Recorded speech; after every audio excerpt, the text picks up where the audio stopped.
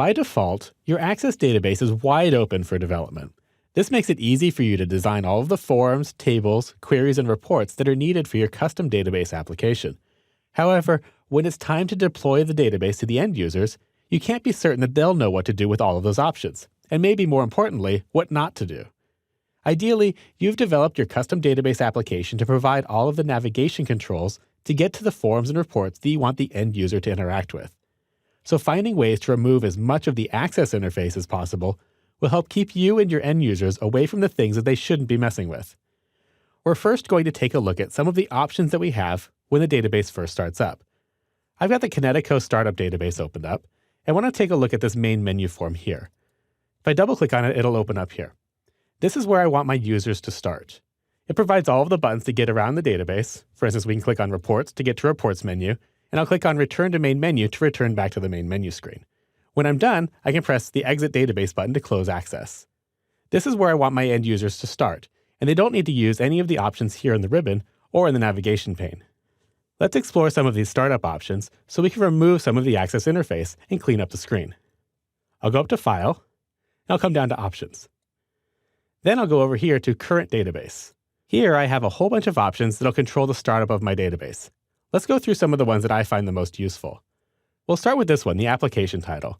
That's going to clean up the very top of the screen here, where currently it shows the full file path to the file that I'm using. Instead of having all of that text at the top of the screen, I'm just going to write out Kinetico Database. Next, we have the option to add a customized application icon. That'll replace all of the Access icons that we see, for instance, this one up here in the top left, and down on the Start menu bar down here. Let's go ahead and click Browse, and I'll find an icon that's suitable. We'll go to my Exercise folder, Chapter 1, and I'll choose this Kinetico logo file that I have here. Now, one note. The files that we use for our logo have to be of the format icon, or an ICO file. These aren't terribly common, so let me show you how we can get an icon file of our logo. I'm going to go ahead and go out to the web. I'm going to open up a web browser and go to a website called iconverticons.com. This is a simple web interface that allows you to generate icon files for all kinds of file types. I'm going to use this option over here to say, Use iConvertIcons online. Now I just need to find any kind of image file that includes the logo and drag and drop it here into this section of the web page. And here I just have a standard PNG file of my logo. And I'm going to drag this and drop it onto the web form. There. That'll upload the file and allow me to download a file in a lot of different variations. For instance, I can download the ICO file that we need for our Access database. The ICO file actually packages up lots of different sized images into a single file. So I'll click on ICO here. That'll download it to my desktop, and I can move it into my Exercise Files folder.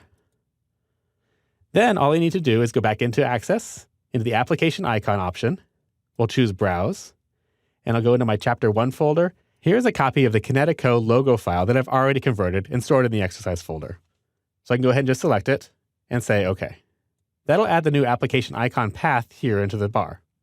Now, this file is storing the full path to this icon file. And for me, it's on the Users folder, My Name, Desktop, Exercise Files, Chapter 1, and so on. In order to make this dynamic and so that it copies across with your database file, we want to make this relative to the local database. So what I'm going to actually do is modify this file path. I'm going to click right here before the start of the file name, Kinetico logo ICO. And I'm just going to delete everything before that. That'll create a relative link to my icon file. Now, as long as the icon file is in the same folder as the database file, the Access database will see it and make use of it. So that's how we can add a new custom icon file. Let's continue looking through the Access options. The next option I want to see is this one here that says Display Form. It's currently set to None. This will automatically launch a form when we launch our database. I'm going to use this drop-down menu and choose the main menu form. This is the form that I want my users to start their experience with. Let's go ahead and take a look at some other options. I'm going to turn off this option here that says Display Status Bar. The status bar is this pink bar that appears down the bottom of the screen. It includes these options here for changing our views and telling me whether numlock is on or off.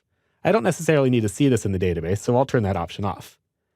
We have some options for how we want our windows to appear. We can either choose overlapping windows or tab documents. I'm going to leave it as tab documents. We also have the option to actually display the tabs or not. In order to clean up the interface, I can actually turn off to display the tabs, but leave them viewing as tab documents. I can turn off this option here that says Use Access Special Keys. This will eliminate the ability to toggle the navigation pane on and off with the F11 shortcut key or get into the Visual Basic code.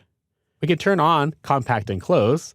That'll take our database and compact it every time we close the database in order to keep things running smoothly. We also have the option to remove any personal information from the file properties on save. When we're working in an Access database, sometimes it'll save the username that last interacted with the database. We can also remove this in order to save some space.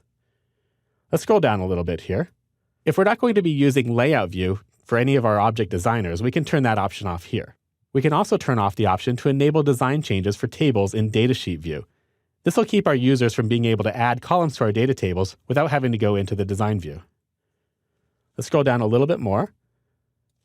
We have the option to display the navigation pane. It's currently set to on. I'm going to uncheck that so the navigation pane over here on the left doesn't display on the screen when the database starts up. We could also go into navigation options here and turn off specific groups. For instance, if we didn't want to see any tables, we could just turn off that group here, but still display queries, forms, reports, and so on. I'll go ahead and leave that turned on and say OK, but I'm going to turn off the navigation pane by unchecking this box here. We have some options here to allow full menus. If I turn this off, that'll limit the number of tabs that appear on the ribbon across the top up here. So I'll turn that off. And I also have the ability to turn off any right-click menus with this Allow Default Shortcut Menus option there. So I'll turn that off here to keep my users from being able to get into a right-click option. So we've made a bunch of changes to our access options. Let's go ahead and see how these affected the database. I'll go ahead and say OK to this Access Options screen. And it's going to tell me that I need to close and reopen the database in order for the specified options to take effect. Let's go ahead and say OK. And I'll close the database. And I'll restart the Kinetico startup database. Now you can see that it starts up in an entirely different view. For instance, I've got my custom icon up here on the top. And depending on the version of Windows you have, it will probably have also changed the icon down here on the start bar. And we can see that if we use the Alt-Tab shortcut to switch programs, we can see the icon here as well. Next, we can see that we have the customized title up here across the top of the screen. So that really cleans up what it says across the top. We can see that my ribbon is cleaned up as well. I just have the File and the Home tab now present. When the database started up, my main menu form opened up, giving my end users the direct access to get into the reports and other options that they need to interact with. Let me return to the main menu here. You can see that my navigation pane isn't on the screen. And if I press the F11 shortcut key, you'll notice that it doesn't pop up on the screen either. I've disabled those shortcut options. I've also disabled the right-click menu. So if I try right-clicking, I can't get into a menu there. So the only options that my end users have the ability to use are the ones that I've provided for them on the main menu screen. So those are some of the simple things that we can do to lock down or otherwise clean up the interface, which will help keep our end users focused on one task at a time. The current database section of the options menu provides lots of little controls to fine-tune how our application is presented.